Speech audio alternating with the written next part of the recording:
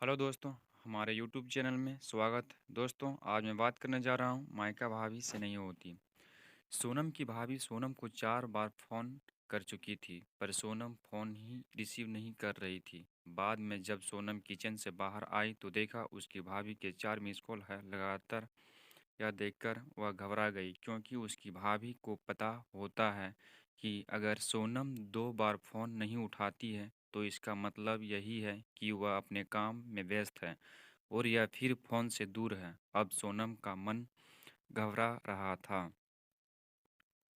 क्योंकि भाभी के 4 फ़ोन लगातार आने से उसे टेंशन हो गई थी, क्योंकि सोनम की मम्मी की तबीयत इन दिनों ठीक नहीं चल रही थी। अभी 2 दिन पहले ही सोनम अपनी मम्मी से मायके में मिलकर आई थी। फिर भी सोनम ने हिम्मत करते हुए अपनी भाभी को फ़ोन लगाया, और फ़ोन जैसे ही भाभी ने उठाया तो सोनम को रोते हुए कहा, दीदी, मम्मी जी हमें छोड़कर चली गई है। रात को अच्छे से सोई थी।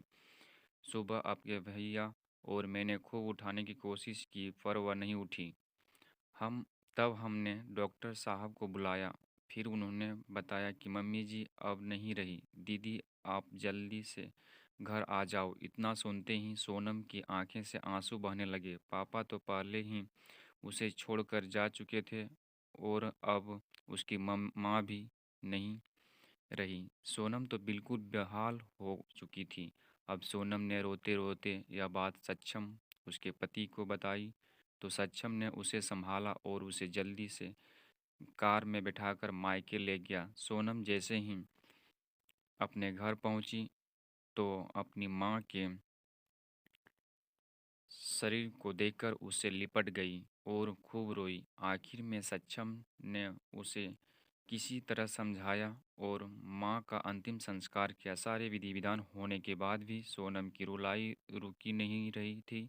उसे माँ की बहुत याद आ रही थी। तब सोनम की मौसी ने उसके आंसू पोंछे और उसे संभाला और कहा, सोनम बेटा, ऐसी दुखी मत हो। दीदी नहीं रही तो क्या हुआ, मैं हूं ना तेरी मौसी। मेरा घर भी तेरा मायका है। तेरा जब मन करे तब आ जाना अपनी मौसी के पास।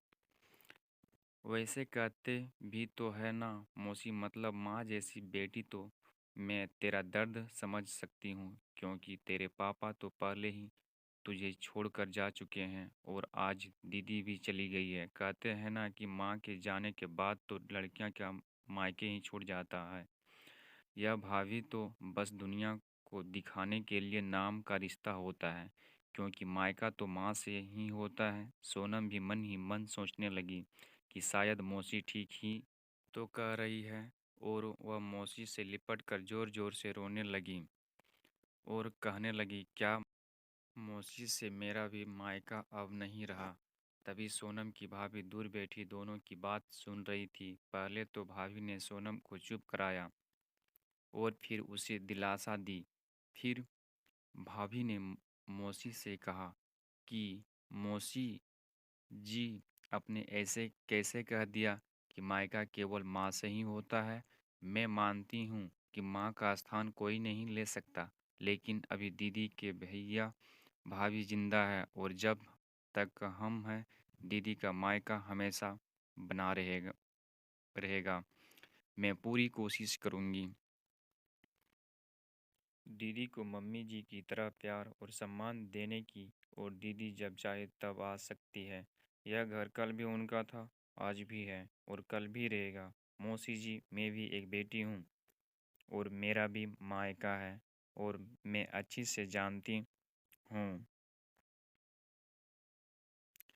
कि हम बेटियों के लिए मायका कितना महत्वपूर्ण होता है। मौसी जी, आप दीदी को अपने घर ज़रूर बुलाइए, पर उन्हें अपने भैया भाभी के प्यार से दूर मत करिए। तभी मौसी ने कहा, बहू, आज के ज़माने में तेरी जैसी सोच रखने वाली भाभी बहुत कम मिलती है। मुझे माफ़ कर दें, मैंने सोनम को गलत राह दिखाई।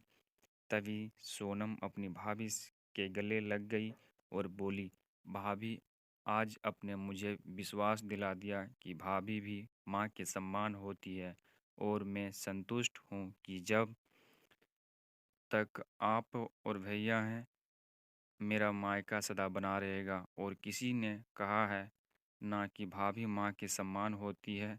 आज आपने मुझे इस बात का विश्वास भी दिला दिया है। क्यों दोस्तों, सही कहा ना मैंने? इस कहानी के बारे में कमेंट बॉक्स में ज़रूर बताएं। वीडियो को सब्सक्राइब लाइक ज़रूर करें ताकि आने वाली वीडियो आप तक पहुंच सके। धन्यवाद।